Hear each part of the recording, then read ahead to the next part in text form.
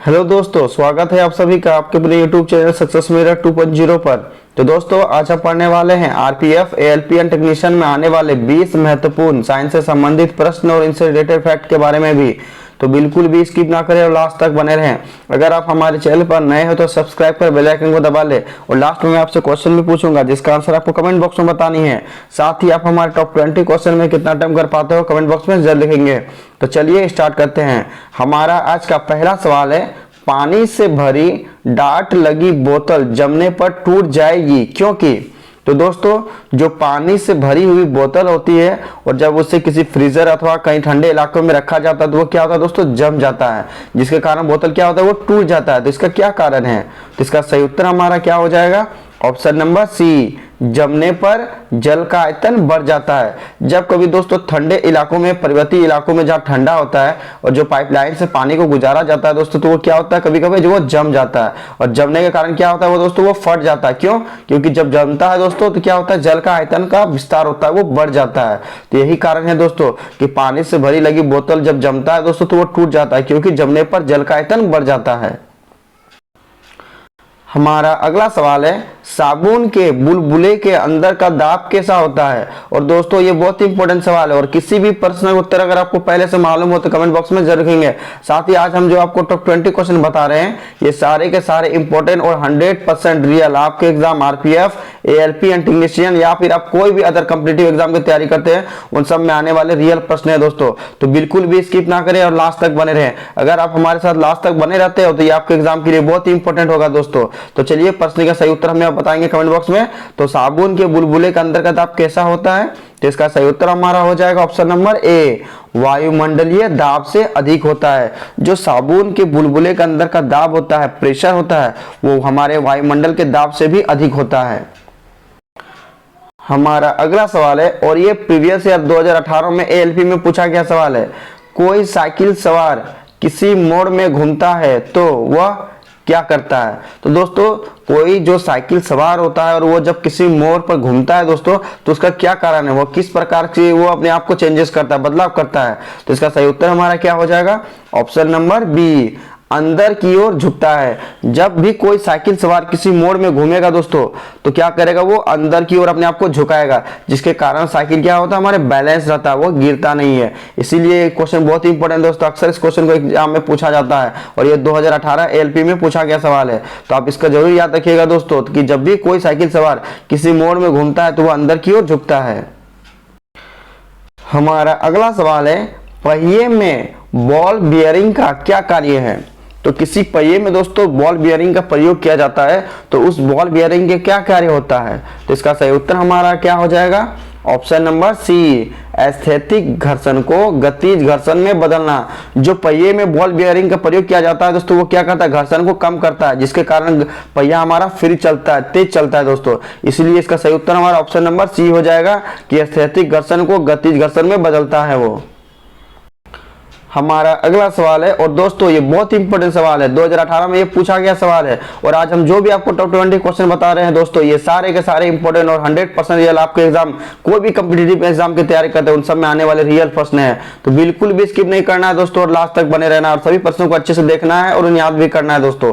तो चलिए प्रश्न की ओर बढ़ते हैं। भारहीनता की अवस्था में एक मोमबत्ती की ज्वाला का आकार कैसा हो जाएगा? तो भारहीनता की अवस्था में एक मोमबत्ती की ज्वाला का आकार कैसा हो जाएगा दोस्तों? जिसका सही उत्तर हमारा क्या हो जाएगा? ऑप्शन नंबर डी, अपरिवर्तित रहेगा, वही रहेगा दोस्तों। भारहीनता रहे या कुछ भी रहे दोस्तों, मोमबत्ती की जो ज्वाला का आकार होता है दोस्तों वो चेंजेस नहीं होगा, वो वही रहेगा, सेम रहेगा दोस्तों, परिवर्तनीय नहीं होगा। हमारा अगला सवाल है, क्रिकेट की गेंद को किस कोण से मारा जाना चाहिए ताकि वह अधिकतम दूरी जा सके? तो दोस्तों, जो क्रिकेट का गेंद होता है उससे कितने डिग्री के कोण पे मारा जाना चाहिए ताकि वो अधिकतम दूरी प्राप्त कर सके? और ये बार बार एग्जाम में पूछा जाता है, ये बहुत इंपॉर्टेंट सवाल है। तो इसका सही उत्तर हमारा क्या हो जाएगा? ऑप्शन नंबर बी, क्षैतिज कोण से 45 डिग्री। जब किसी क्रिकेट गेंद को क्षैतिज कोण से 45 डिग्री पर मारा जाता है दोस्तों तो वह सबसे अधिक दूरी तय करता है। हमारा अगला सवाल है, किसी वस्तु का ताप किसका सूचक है? तो किसी वस्तु का ताप किसका सूचक है? तो इसका सही उत्तर हमारा क्या हो जाएगा? ऑप्शन नंबर डी, उसके अणुओं के औसत गतिज ऊर्जा का। किसी वस्तु का ताप उसके अणुओं के औसत गतिज ऊर्जा का सूचक है। हमारा अगला सवाल है, एक टेबल पंखे को बंद कमरे में चलाने पर कमरे की हवा क्या होगी। तो दोस्तों ये बहुत इंपॉर्टेंट सवाल है, प्रीवियस ईयर 2018 टेक्नीशियन में आया हुआ सवाल है दोस्तों। तो इसका सही उत्तर आप हमें कमेंट बॉक्स में बताएंगे, ये बहुत इंपॉर्टेंट सवाल है। तो जब एक टेबल पंखे को बंद कमरे में चलाया जाता है तो कमरे की हवा क्या होती है दोस्तों। तो इसका सही उत्तर हमें अपने कमेंट बॉक्स में बताएंगे। तो इसका सही उत्तर हमारा क्या हो जाएगा, ऑप्शन नंबर ए, गर्म हो जाएगी। जब एक टेबल पंखे को बंद कमरा में चलाया जाएगा तो कमरे की हवा क्या होगी दोस्तों, गर्म हो जाएगी। हमारा अगला सवाल है, जो लवण अम्लीय हाइड्रोजन परमाणु या हाइड्रोक्सिल आयन से मुक्त रहते हैं क्या कहलाते हैं। और ये बहुत इंपॉर्टेंट सवाल है। तो जो लवण अम्लीय हाइड्रोजन परमाणु या हाइड्रोक्सिल आयन से मुक्त रहते हैं वो क्या कहलाते हैं। तो इसका सही उत्तर हमारा हो जाएगा ऑप्शन नंबर ए, सामान्य लवण। जो लवण अम्लीय हाइड्रोजन परमाणु या हाइड्रोक्सिल आयन से मुक्त रहते हैं वो सामान्य लवण कहलाते हैं। हमारा अगला सवाल है, समान ताप और दाब पर गैसों के समान आयतनों में अणुओं की संख्या समान होती है, यह किस नियम के अनुसार है। तो दोस्तों इसका सही उत्तर आप हमें कमेंट बॉक्स में बताएंगे, ये बहुत ही इंपॉर्टेंट सवाल है। तो समान ताप और दाब पर गैसों के समान आयतनों में अणुओं की संख्या क्या होती है, समान होती है, और यह किस नियम के अनुसार होती है। तो इसका सही उत्तर हमारा हो जाएगा ऑप्शन नंबर डी, एवोगाड्रो की परिकल्पना। एवोगाड्रो की परिकल्पना के अनुसार दोस्तों समान ताप और दाब पर गैसों के समान आयतन में अणुओं की संख्या क्या होती है, समान होती है। हमारा अगला सवाल है, सभी गैसें शून्य आयतन प्राप्त करते हैं जब तापक्रम होती है। तो सभी गैसें शून्य आयतन प्राप्त करती है तो तापक्रम वो कितना होना चाहिए। तो इसका सही उत्तर हमारा क्या हो जाएगा, option number C, -273 degree Celsius. जब -273 डिग्री सेल्सियस तापक्रम होती है दोस्तों, तापमान होती है, तो सभी गैसें क्या करता है, शून्य आयतन को प्राप्त करते हैं। हमारा अगला सवाल है, तीसरे और चौथे समूह के ऑक्साइड का सामान्य गुणधर्म क्या है। और ये इंपॉर्टेंट सवाल है। तो तीसरे और चौथे समूह के ऑक्साइड का सामान्य गुणधर्म क्या है। जिसका सही उत्तर हमारा क्या हो जाएगा, ऑप्शन नंबर सी, बेसिक और एसिडिक। बेसिक का मतलब होता है दोस्तों क्षार और एसिडिक का मतलब होता है अम्ल। जो तीसरा और चौथा समूह के ऑक्साइड की प्रकृति क्या होती है दोस्तों, तीसरा में हमारा क्षार हो जाएगा और चौथा में हमारा क्या हो जाएगा, अम्ल होगा। अगर आपसे पहला समूह पूछा जाए, प्रथम समूह तो हमारा क्या होता है, क्षार धातु होता है। और अगर आपसे दूसरा समूह के बारे में पूछा जाए तो क्या हो जाएगा, हमारा क्षार ये मृदा धातु होता है। और तीसरा हमारा होता है दोस्तों क्षार और चौथा हमारा होता है अम्ल होता है। हमारा अगला सवाल है, प्याज लहसुन में गंध किस तत्व की उपस्थिति के कारण होता है। और दोस्तों ये बहुत ही इंपॉर्टेंट सवाल है। साथ ही आज हम जो भी आपको क्वेश्चन बता रहे हैं दोस्तों, ये सारे के सारे इंपॉर्टेंट और 100% रियल आपके एग्जाम आरपीएफ एएलपीएन टेक्नीशियन में आने वाले रियल प्रश्न है दोस्तों। तो बिल्कुल भी स्किप ना करें और लास्ट तक बने रहें। साथ ही दोस्तों लाइक और शेयर जरूर कर दिया करेंगे। जो भी आपके दोस्त एएलपी टेक्नीशियन एवं आरपीएफ की तैयारी करते हैं उन्हें शेयर जरूर कर दिया करेंगे, चाहे वो कोई भी कॉम्पिटिटिव एग्जाम की तैयारी करते हैं। ये सारे प्रश्न उनके सारे कॉम्पिटिटिव एग्जाम में आने वाले रियल प्रश्न है दोस्तों। तो बिल्कुल भी स्किप ना करना है, सबको दोस्तों क्या करना है, शेयर कर देना है और ज्यादा से ज्यादा दोस्तों लाइक जरूर कर दिया करेंगे। तो इस प्रश्न का सही उत्तर हमारा क्या हो जाएगा, प्याज लहसुन में गंध किस तत्व की उपस्थिति के कारण होता है। तो इसका सही उत्तर हमारा हो जाएगा option number C, potassium. Potassium की उपस्थिति के कारण प्याज और लहसुन में गंध आता है। हमारा अगला सवाल है, बालों के ब्लीचिंग में क्या प्रयुक्त होता है। तो जो बालों में ब्लीचिंग किया जाता है उसमें क्या प्रयुक्त होता है।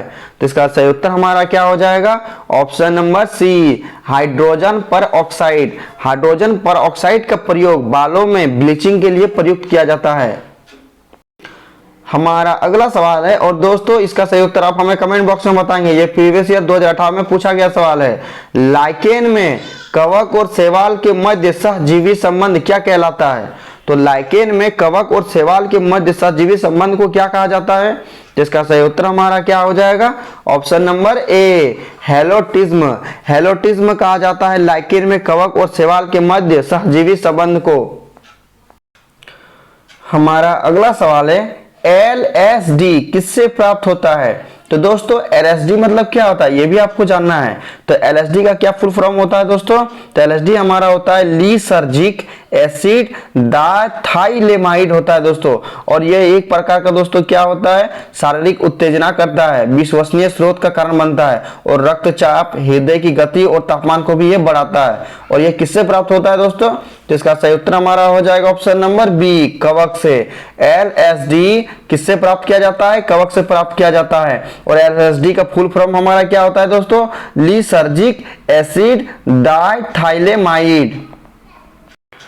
हमारा अगला सवाल है, चाय के पौधे का वानस्पतिक नाम क्या है?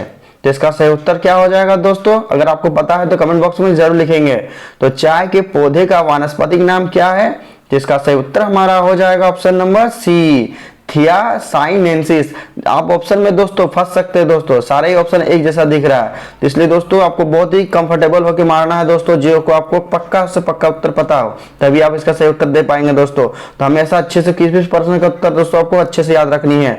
तो चाय के पौधे का वानस्पतिक नाम क्या है? थियासाइनेंसिस है दोस्तों। आप ऑप्शन ए नहीं जाइएगा दोस्तों, साइनेंसिस थिया गलत हो जाएगा हमारा। इसका सही उत्तर ऑप्शन नंबर सी हो जाएगा, थियासाइनेंसिस। हमारा अगला सवाल है, पत्तियों की हरिमहीनता किसकी कमी से होता है? तो पत्तियों की हरिमहीनता किसकी कमी से होता है? तो इसका सही उत्तर हमारा क्या हो जाएगा? Option number B, magnesium. पत्तियों में दोस्तों अगर मैग्नीशियम की कमी होती है तो वो क्या होता है दोस्तों? हरिमहीनता हो जाती है। हमारा अगला सवाल है, इंडोल एसिटिक अम्ल क्या है? तो इंडोल एसिटिक अम्ल क्या है? तो इसका सही उत्तर हमारा क्या हो जाएगा? Option number D, oxygen. Oxygen indole acetic अम्ल है। हमारा अगला सवाल है, और दोस्तों आज का हमारा ये अंतिम प्रश्न है। साथ ही आज हमने जो आपको टॉप 20 क्वेश्चन बताया ये सारे के सारे इंपॉर्टेंट और 100% रियल आपके exam RPF, ALP and technician में आने वाले रियल प्रश्न है दोस्तों। तो बिल्कुल भी स्किप नहीं करना है दोस्तों, सभी प्रश्नों को अच्छे से याद रखना है। साथ ही दोस्तों लाइक और शेयर जरूर कर दिया करेंगे। जो भी आपके दोस्त आरपीएफ, एएलपी एंड टेक्नीशियन की तैयारी करते हैं उन्हें शेयर जरूर कर दिया करेंगे। और आप अगर हमारे चैनल पर नए हो तो सब्सक्राइब कर बेल आइकन को दबा लेंगे। तो चलिए प्रश्न की ओर बढ़ते हैं। पृथ्वी का विशालतम पारिस्थितिक तंत्र क्या है? और दोस्तों इसका सही उत्तर अगर आपको मालूम हो तो कमेंट बॉक्स में जरूर लिखेंगे। तो पृथ्वी का विशालतम पारिस्थितिक तंत्र को क्या कहते हैं?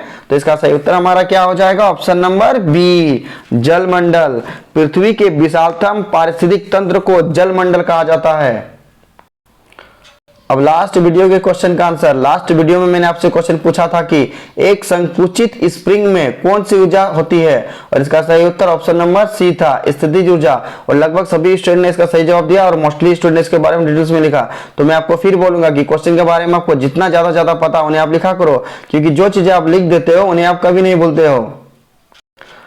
अब आपके लिए आज का सवाल है, मानव शरीर के किस अंग पर अधिवृक्क ग्रंथियां स्थित होती है? 4 ऑप्शन दिया गया है, सही उत्तर आपको कमेंट बॉक्स में बतानी है। साथ ही आप हमारे टॉप 20 क्वेश्चन में कितना अटेम्प्ट कर पाते हो कमेंट बॉक्स में जरूर लिखेंगे। तो चलिए दोस्तों नेक्स्ट वीडियो मिलते हैं, तब तक के लिए बाय बाय, टेक केयर।